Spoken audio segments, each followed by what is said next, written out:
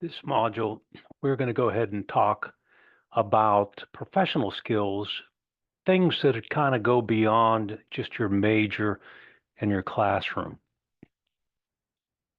So one thing that you should understand in this module is the difference between a hard skill and a soft skill. In college, you're going to learn hard skills. You're going to learn all the academic requirements of your major, but soft skills are not so much taught as you need to go out and seek them. And so, what is the difference? Well, you'll be reading about it, but hard skills are easy things to measure, right? They're more objective.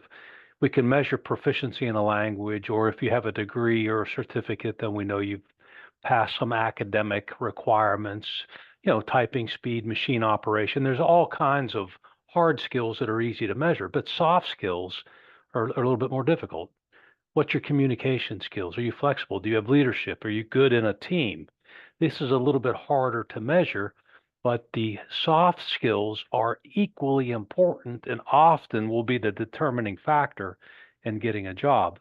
It's said that the hard skills interview, but the soft skills get you the job.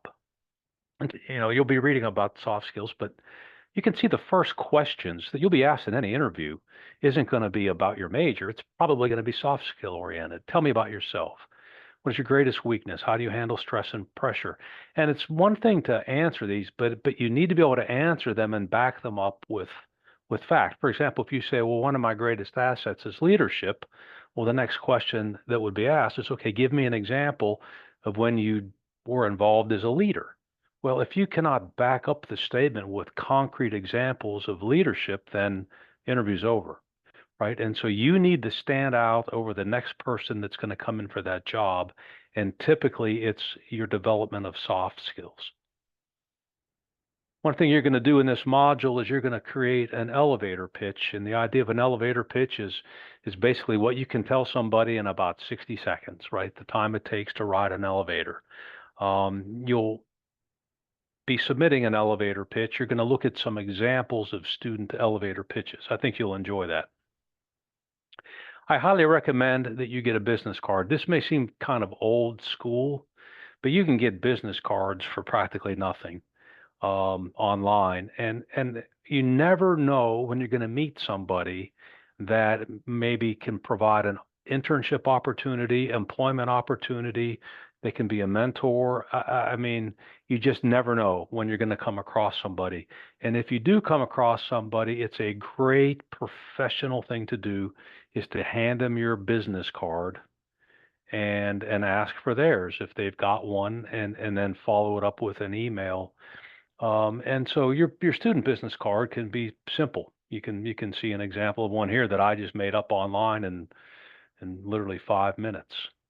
Okay, so it's a good idea to start thinking like a professional, have some business cards, because you gotta build your resume now.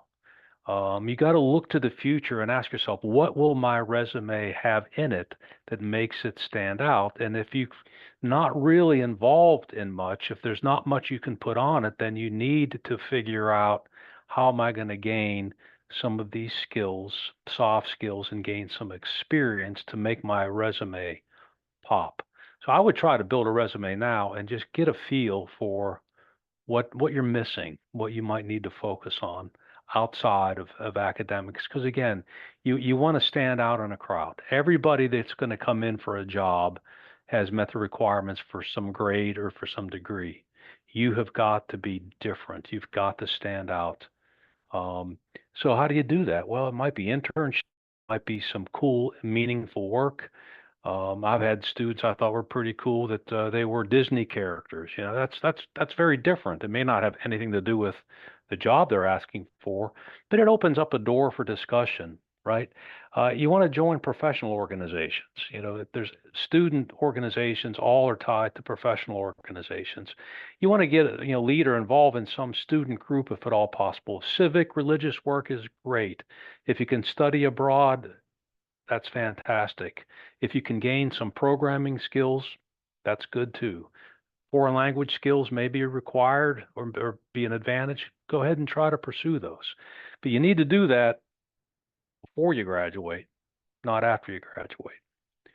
Okay, and we'll kind of wrap this up. That first impressions are lasting impressions, right? I don't think anybody would pick up this person for a ride, right? Kind of a joke. But what kind of an impression are you going to make? Many times, the first impression people will get of you is not when you walk in the door for the interview. It'll be on your online social media image. And so I highly recommend that you be very careful what you post in social media because you want to project an image, and every company worth their salt will do an extensive search of you online.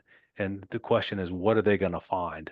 And you need to be the gatekeeper on making sure that you are projecting the right kind of image to get the job. Okay. So enjoy this module. Look forward as always to hearing what you all come up with, and I'm looking forward to hearing some of these elevator pitches. Okay. Have a good week.